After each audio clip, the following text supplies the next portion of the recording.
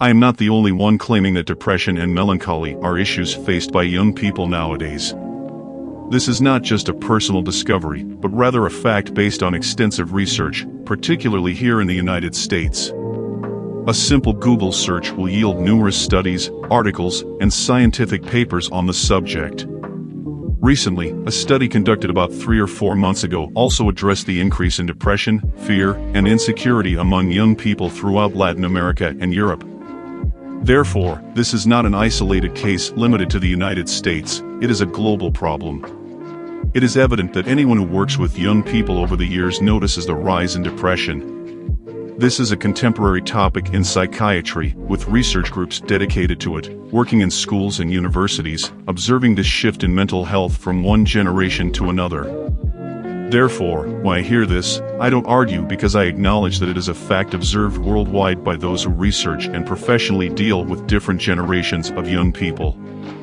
However, one thing has been consistent in all the articles I've read: young people today have much more fragile emotional well-being and are far more insecure than the generations of their parents and grandparents.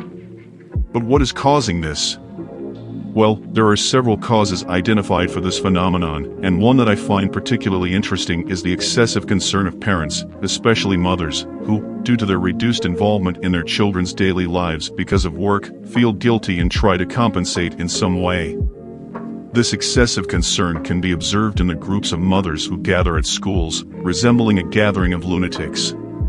This is one of the factors contributing to the unhappiness and insecurity of children, because when they are exposed to the world, they realize that it is not exactly as their parents imagined it to be, nor as it was in school, where everything they did was praised.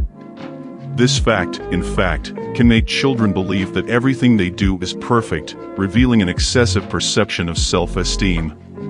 It is also one of the causes that leads many young people to suffer when they grow up and enter university or the workforce, because they discover that the world is not a self-esteem factory.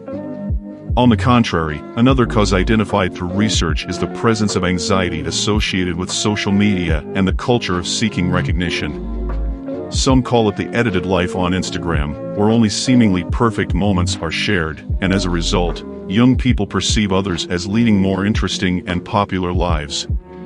The dynamics of social media itself, which expose social connections and constant comparisons, generate feelings of crisis, inferiority, and inadequacy. Young people compare themselves to others, feeling less attractive, less adventurous, less interesting, and less capable. They are constantly seeking approval, counting likes, followers, and engagement.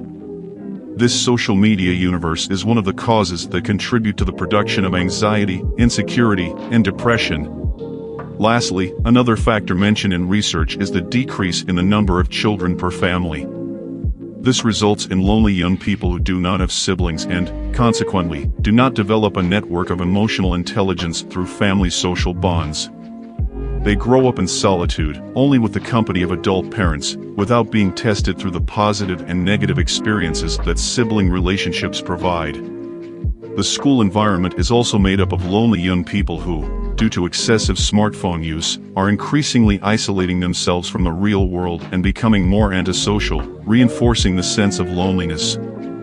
Therefore, the decrease in interaction with siblings at home, friends at school, and the growing habit of young people isolating themselves in their rooms and spending the entire day in front of a computer is one of the possible causes of this melancholic, depressive, and fearful state. Furthermore, it is increasingly evident that the job market and the world, in general, are becoming more challenging, competitive, aggressive, and violent. This reality is not expected to improve despite misleading promises. It is understandable that everyone is concerned, and with valid reasons for it.